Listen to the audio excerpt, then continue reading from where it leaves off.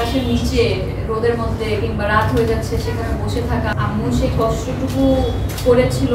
ওই রাতে বাসে করে আমরা চট্টগ্রাম যাই। আম্মু যখন সিটের মধ্যে বসে জানালার পাশে এরকম ভাইকে কোলে নিয়ে আসলে ঘুমানোর চেষ্টা করছিলেন। লাইফে ওই জায়গাটাতে যেতে চাই যেখানে আমার আব্বু আম্মু কোনো ধরনের কষ্ট পাবে না।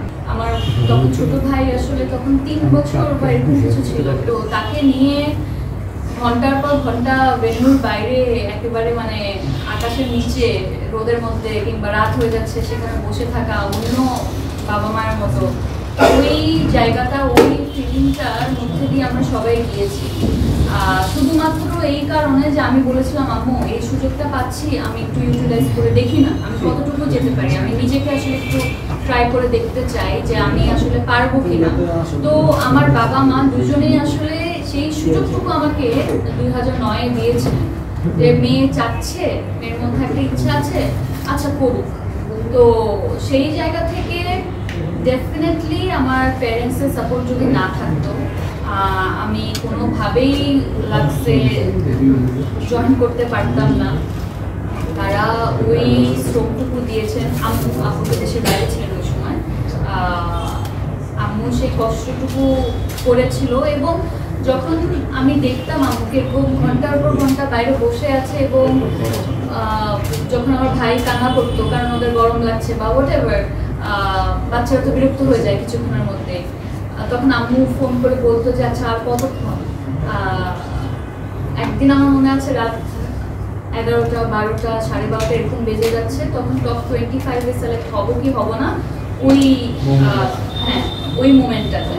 তো তখন আম্মু ফোন করে একটা সময় বলছে আচ্ছা থাক না, দরকার আছে। তো আমি তখন বললাম আম্মু আমি একদম একদম ফাইনাল একটা মোমেন্টে আছি, এই জায়গাটাতে আমাকে একটু সুযোগটা আরেকটু।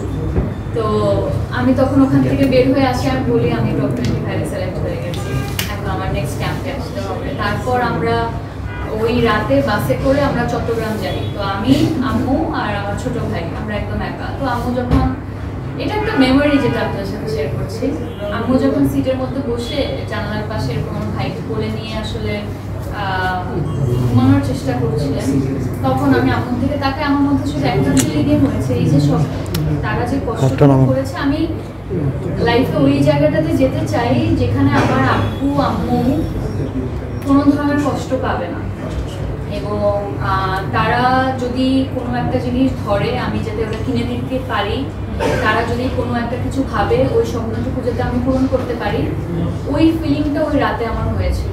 এবং আমি ওই ফিলিংটা মাথায় রেখেই আমি আমার জার্নিটা সেট করেছি দ্যাট আমি একটা রেসপন্সিবল মেয়ে হয়ে দেখাবো এবং আমার বাবা মা লাইফে যাতে কোনো জায়গায় গিয়ে কোনো কিছুর জন্য আটকে না যায়, কোনো কিছুতে কষ্ট না পায়, একটা স্মুথ এবং সিম্পল স্মুথ এবং আরামের লাইফ লিড করতে পারে, সেটা আমি মেক শিওর করবো।